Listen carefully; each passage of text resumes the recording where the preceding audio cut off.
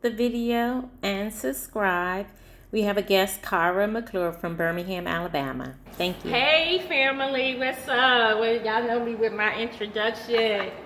Good morning, Vietnam, Bangkok, Thailand, USA, Let's Cambodia, go. Laos. Good morning. I'm here today with Cara. Cara's gonna, she's allowed me to interview her and pull out the things in her life and explain to you all about recreating her life, what she did and how far she has come in the process, and how she ended up in Bangkok, Thailand, doing the doggone thing. Oh my God. And so, as we get into it, let me just ask you, Cara, at what point in your life when you were back in Alabama, because she's from Alabama, right? Yeah, Birmingham, Alabama. Right. And did you realize, did you say to yourself, I'm moving to Thailand?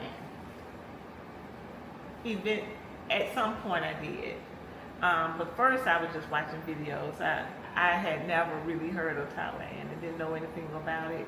And when you talk about Southeast Asia, like Thailand and Vietnam, I thought of a third world country just like a lot of people. And so the videos just started popping up after that earthquake. Oh, the earthquake in 2025, yes, Yeah, Southeast Asia. people were sending me that video of the earthquake, and I was like, wow, I was seeing the earthquake, but I also saw some of the beauty in the area, and I was like, oh, wait a minute, let me start looking into this. And all of a sudden, Isaiah Ashley's videos start popping up, and I was watching, and I was like, oh, that's beautiful. Let me just keep watching. And now this was happening at the same time where I was seeking a change in my life, because I had been into activism and community organizing for the past 10, 11 years. And I wanted to kind of do something different and venture into who was Cara prior to activism. I wanted to see her again because she was happier, she felt safe, she was fun, she was a motivator. She wanted to be a motivational speaker. She wanted to help people increase their incomes. And so I wanted to visit her again. I miss that Cara. Well, tell us about her. Who was she? Because we see this fabulous woman today. Take us down memory lane if you're okay with that, and tell us a little bit about who you were before that. When you say you wanted to go back to that happy place of when you felt so happy in your past or whatever. Show us. I would say Tell us that. my life work made me happy, although there were some bumps along the way, you know, but that's part of what success is. People think success is just a straight line, but in actuality, you know, it's kind of like ups and downs. But the Bible says all things work together for our good. And I don't think I really have a lot to say about myself that's fascinating. But I think I do have some things that some people can pull from, maybe a single mom, I hope. But before activism, I was into network marketing. I was entrepreneurial. I was just dipping and dabbing in how to trade, the stock market. Whoa. But I was also a homeless single mom. Oh, wait a second, hold up. Yeah. So you just telling me you're coming from being homeless to living in this fabulous building? Yeah, that's what I'm telling you. Wow, wow. And it's just a beautiful journey of stick-to-itiveness, faith, belief in myself, belief in God, and support from my family. So from 2008 to 2011, I found I was going through a separation and living as a single parent. Okay. And so me and Brandon was sleeping on folks' floors. Brandon was in middle school. Wow. And I remember sleeping on this lady's floor one night, and I was laying there and I was crying out to God and asking God, you know, to make me a difference maker. God, I want to be a blessing to other people. because I knew this couldn't be it. I knew if I was sleeping on the floor, lying on my back, that I was going to have to get up. I couldn't go no further down. I wasn't going no further down. And that's kind of like vanilla. Wow. The final thing. Yes. Wow. I agree. Wow. So I asked God to make me a difference maker. So, I created a vision board, and I was like, every step I take is going to be in the direction of helping other people. Wow. And so it was hard. I had to push through, and but I wanted Brandon to see how you respond to hardship. He was young. I wanted him to see that I wasn't crying every day, although I did cry sometimes. But I was also fighting. I was reading every day because I believe in reading the right book. I was reading Think and Grow Rich, Eat That Frog, How to Win Friends and Influence People. And one of the quotes that I read says, when you take your eyes off your long-term goals, you enslave yourself to your immediate. And what that meant to me was that I needed to not focus on what's happening to me every day, but create a vision for my future, create a vision for my life, and then every step you take should be in that direction. Wow. So I was praying to be a difference maker, and so I beat homelessness.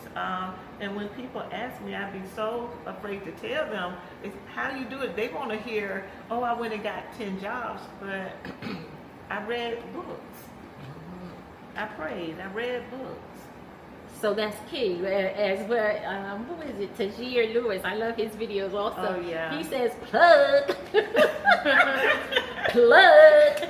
She changed her mindset, people. Your mindset. You can't change anything until you change the way you think. And you reading those books change your mindset. Not only that, but she manifested this thing. She said, I want to do something different. I want to help people. I want to make a difference in other people's lives.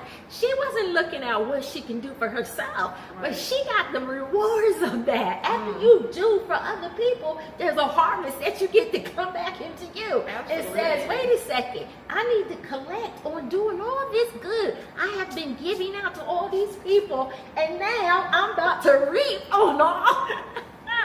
So you don't have to do it intentionally, even in her unintentional. She just wanted to help other people, but in the helping other people, the blessings was poured back upon her. So you gonna help my people? I'm gonna help you. Absolutely. And then the Bible talks about all things work together for your good. So what that meant for me, all things, the good and the bad, was working for me. I can't with this. I can't. And so, after that, during the time that I was homeless. I was still known as a successful network marketer. And those folks didn't know my situation, so they were still sending me products to join their company. So I remember one guy sending me a box of coffee. It was called Organic Gold Coffee. Yes, we've seen that. So I moved back to Birmingham, and I was like, okay, I need to find somewhere to live. Brenda had just graduated from high school and went to Albany State. And so I was like, I need some money to move in this apartment. So I put that box of Organic Gold Coffee on Craigslist, and I think I sold it for maybe $700-800, but that allowed me to be able to move in my apartment. So I actually moved back to Birmingham with nothing but a box of coffee. But while I was in that apartment, Brandon came home one weekend, and I was crying out to God, saying, what's next for me? And every large move in my life has always been because of what my son said to me. And this is why I really value his life as a human being. He would always say something, like even with network marketing, when I got on a slump, Brandon would say, Mama, you lost the eye of the tiger. I don't see it no more. And I was like, what do you see? What, you don't see it? And that gave me something to think about. A lot of people don't listen to our young folks. Oh, no. But the Bible talks about, and the children shall lead them. Yes. And so I value that word. Wow. And so after Brandon said that, I went on and made like $250,000 in network marketing. But back to the apartment, I was crying out to God, and Brandon said, again, Brandon said, Mama, you love apartments. And I was like, so what? And he was like, well, on Craigslist, everything was Craigslist back then. He said on Craigslist, someone is hiring for an apartment locator, and they said they're looking for people with an entrepreneurial spirit. Right. I said, well, send them my, I didn't care. I said, send them my resume. And he did, and they called and they hired me. I went to the interview, and I fell in love with the compensation plan. Okay. And the reason Brandon said that I loved apartments, when he was little, I would stop at the drugstore, you know, the little stands outside the store. I always had the apartment books for people to pick the up. free books. I picked up one every single time because I just love looking at properties.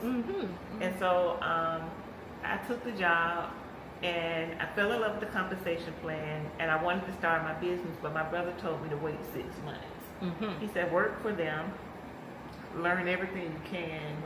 And so I worked for them for a little while, made it to the top of the company, forced the owner to make me a branch manager because I knew how to sell, but I didn't know the back office. Okay. So I was like, you need me for your branch manager so I can, you know, so I can learn, so I can do more, so I can help more people. And he made me the branch manager, and I was a successful apartment locator. That business was called ASAP Apartment Locators. Wow. And I named it ASAP because I was a procrastinator. And so ASAP, as soon as possible. as soon as possible. Well, because so when people would call and they were looking for an apartment, they would say, okay, today Monday. They would say, can I come Saturday? So my thing was, how can I make this happen now? So that helped me to be able to come up with reasons for them to come now, so I could go ahead and put them in an apartment. Because with the apartment locator business, I was able to keep the first month's rent. Oh, So I was doing luxury apartments in Birmingham. So in Mountain Brook, a 3-bedroom was $3,000. Okay. So the first month's rent was my commission. Wow. Yeah. So my service was free to the public. I charged the apartment The owners. Yeah. Yes. Wow, that is amazing. Look at that. Look at that. So you went from working as doing your entrepreneur at ASAP. So what was next after that? What's next? What did you do after that? After that, 2 years in, I went to Memphis, Tennessee to visit the hotel where Martin Luther King was murdered. Okay. And while I was there, I decided to go get something to eat afterwards. And the TV was on in the restaurant, and it was breaking news. The police officer was acquitted.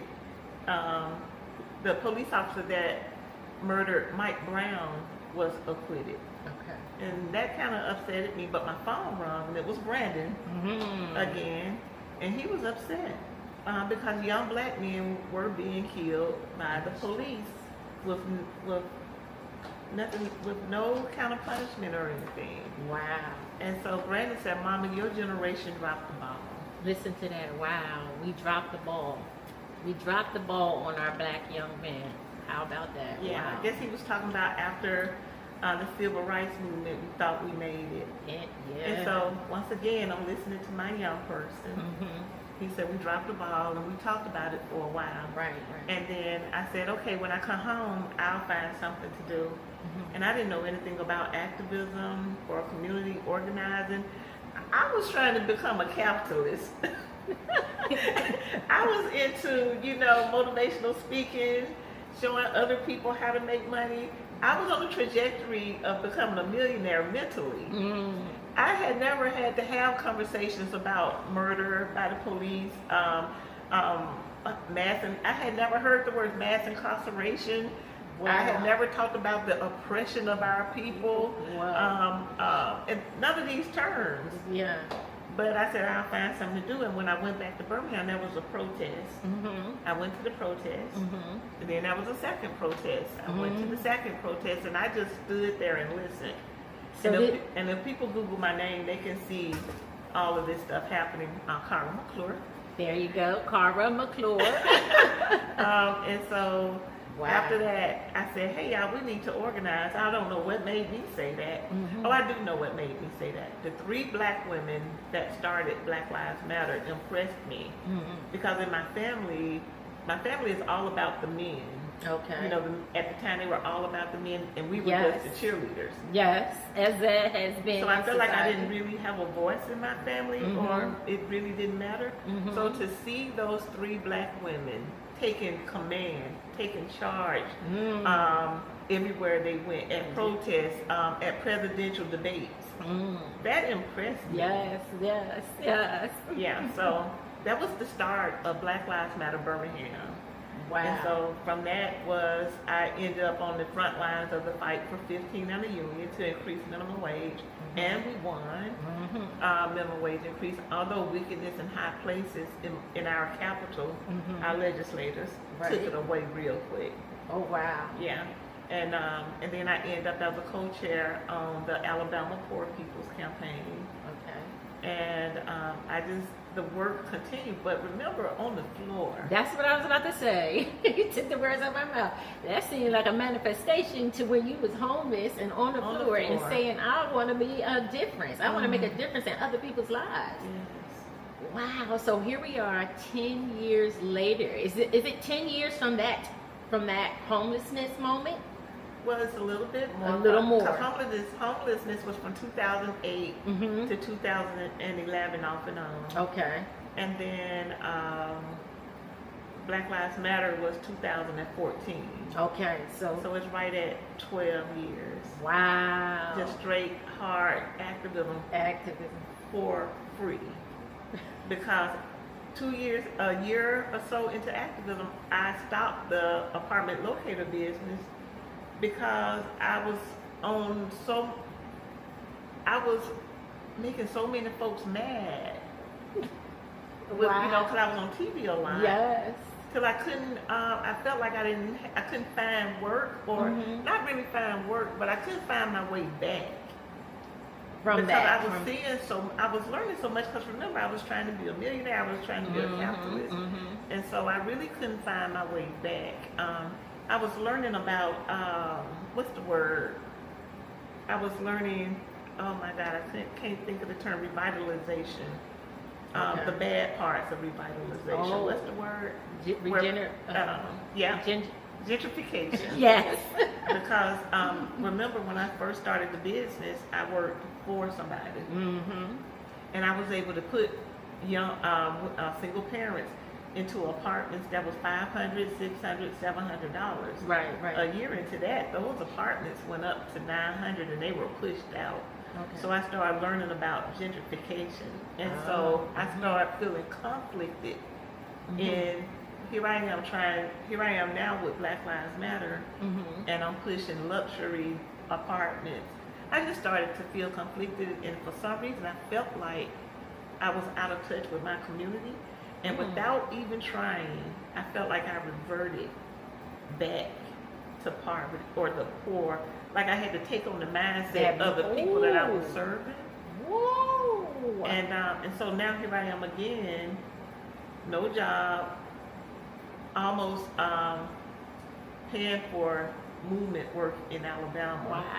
And now I'm back, like trying to figure out food, trying to figure out housing. Get out. Wow. Isn't that something?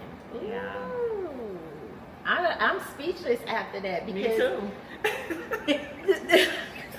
I was speechless too because I was doing stuff like having to with the Brandon's car to get some, not pun, but the payday lenders. the payday loans. So and, I made my son lose his car wow. because we were trying to pay rent. Okay. And so it was a lot of hardship. I remember all the young people. I was the oldest out on the front lines in BLM, Birmingham, and I remember all the young people eating at my house. All of us sharing a pizza, you know. And so I maxed out my credit cards, trying to make sure we have the things that we need. Wow. And so during that time, getting beat up by everybody, by white supremacists, by your own community, it was just that was the hardest. That was harder than homelessness. Get out. For me to go from light and to not light. So through the years, I had to learn that it's okay to not be light as long as I was being respected. There you go. And, Wow. and so it was just a hard time of just being beat up on social media Mm. when there was infighting within Wow. the organization. Get out. And folks within the org calling each other out, calling me out. All of it is public. Wow. And folks can see it now. It's Because they still on talk there, about yeah. it in the news. Get out. Wow. And it could be very hurtful. So 12 years of nobody liking you. Ooh. I'm a church girl. My last name is McClure. Wow. Everybody know McClures. Yeah. All my brothers are pastors. So I was Lil McClure. And so for the pastors to turn, it seemed like they went MIA on the movement. And they weren't speaking out. I don't know if you noticed, but during the time, it seemed like young people left the church in droves. Yes. And because they wanted a leader, they wanted a pastor that would speak on what was going on in their communities. And that wasn't happening. And so, and I saw it firsthand because I was a church girl. Yeah, wow. And I saw the young folks on the front lines. That's why I stayed. Because I wanted to show God, not preach God, but show God. I wanted to make sure they had a place to meet. I wanted to make sure that they had water and food. Yes. And most of the folks in BLM at the time was in school. Okay. They were, and they doing phenomenal work now. So I feel like I have a hand in what they're doing now. The grounding, yes, the Yeah. foundation. It looks like you were at the foundation of it. Yeah. You were the very foundation of it, clearly. Yeah. Wow. So where are you at from after that? Yes. Oh my God. Because that was the answer to your prayers. So Yeah. after experiencing, like you said, that's like, it's like feeling the oppression of what's going on in the community, but also carrying the weight of it on your own Yeah, back. and not knowing anything about self-care, Mm-hmm. not knowing about celebrating small wins, Mm-hmm. and so there was never a break. Wow. So So it was just straight work. If you feeling depressed, if, trying to figure out life, and still trying to respond to rapid response issues when somebody else was killed, wow. or when, and the hardest thing was every time we tried to show up for a family whose son was murdered by the police, we had to always be, we always had to hear, but what about black on black crime?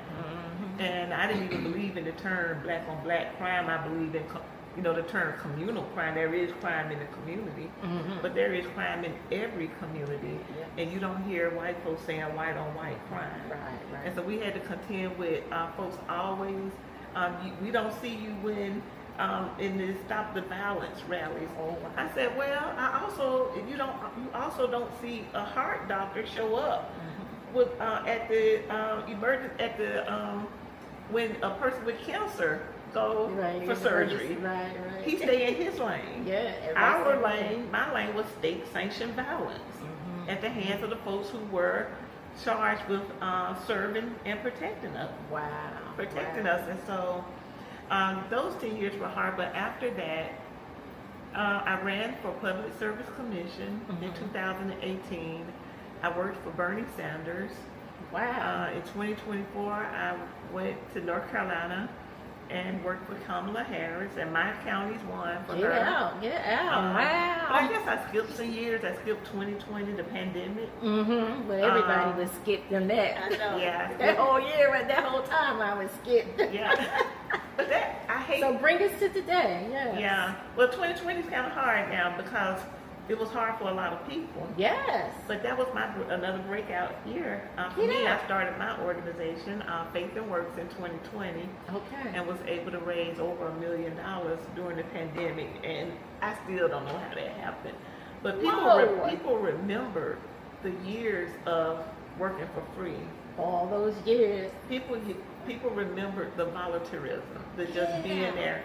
People Showing remembered up. the person that showed up for families.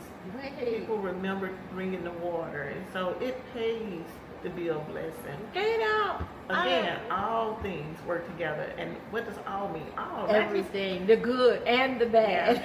So now, I decided to bring my talents to Thailand, to Bangkok. Get out.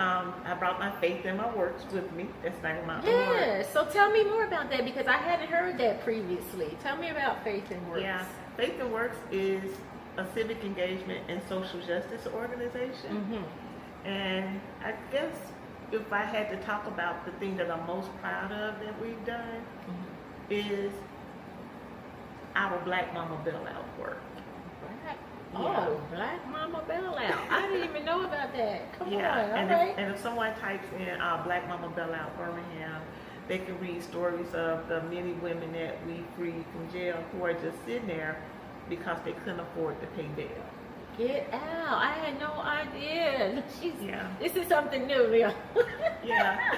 Excuse me if I'm a little speechless. Really, Yeah. I didn't know that. Oh, wow. Yeah. So we can just type in Black Mama Bailout and we're going to see your information. Yeah, but it's a national effort that I saw a flyer online in 2017, and it was a mama hugging a baby, and it said Black Mama Bailout, and I was intrigued.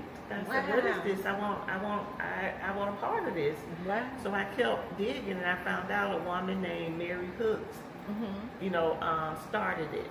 So I called her on the telephone. I said, Mary, I want in. And then she said, well, you can get in, but we don't have any more funding. I said, I'll figure it out.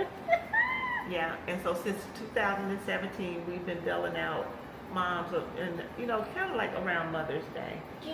We reunite families to be back together, and we do that to bring attention to pretrial detention and money bail and how problematic that is. Yes. Because when a person they hadn't been found guilty of anything.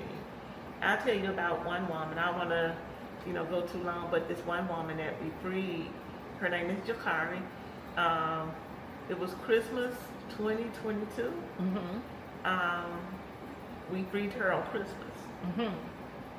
She did not have her day in court until 2025. Wow. So if we had not freed her, she would have been sitting there. She was almost about to lose her home. You can lose your benefits. She could have lost her car. And a lot of times while you're just sitting there, you can lose your life. Get out, yes. And so a lot can happen in that time that you're just sitting there. If me and you is accused of something and you have the money and I don't, you get to go home and take care of your affairs. I have to sit there. Right. But she had her day in court, and she was found not guilty. Get out. All So she would have spent all that time in jail. Her bail was $60,000, and most of the time when somebody go to jail, you just pay 10%. Yeah. But we don't. We pay the full amount. Just in case. No, we pay the full amount because we don't want to put any money in the system. Right. So when we paid the $60,000, when she was found not guilty, we Y'all got the got it back. $60,000 back Get out. and was able to help someone else. Whoa. So wait a second. Tell us real quick. Is this a nonprofit? Yes. How do they donate? They can visit our website. There is a link, www.freeblackmamas, MAMAS, freeblackmamasbeham.com. Beham, like Birmingham. Birmingham, but beham.com. Yeah. And they can donate there. Yeah. Wow, this is mega good. I didn't even estimate it to be this good. You were holding back. You did not let me know what all of this is going on. I had no idea of this. So, you're here now. It's 2026. It's May, the end of the month. Yeah. How long have you been in Bangkok? I've been here since February 19, 2026. So Since February, a couple months ago? now. Yes, wow. And where what do you do as an entrepreneur? What do you? I work remote. I still run my nonprofit. I still run my team. Okay. As a matter of fact, I think I do more. My workload has doubled. Wow. So I'm also the lead plaintiff in McClure versus Jefferson County racial gerrymandering case. And I don't know if y'all heard, but the Supreme Court just the Supreme Court ruled against a case called Kelly versus Louisiana. Kelly, no. And that made so actually they gutted the Civil Rights Act, the Voting Rights Act of 1965. And so of course in Alabama style, our legislators rushed to recall some of the maps in Alabama. Okay. I'm trying to figure out how to say Say it. in layman terms, yeah. Yeah, so they tried to recall some of the maps, and so we had this big event in Birmingham called All Roads Lead to the South. So from here, I was helping mobilize people to that event, and over 5,000 people were there. So that was people from all across the country. Also, there was a court case on Friday, so I had to make sure we got people there. So I'm still doing working remotely. The hard work. My team is still working hard. Yeah. Oh, wow. So she went from homelessness to bam. If that's not what recreating your lives is, then I don't know what it is, because she could have just given up. She could have went into a whole nother road and went down a whole nother path of doing things, but she's now here in Bangkok, Thailand. Not even in a house, but this view. I hope y'all see that view here, people. Oh my God, that's amazing.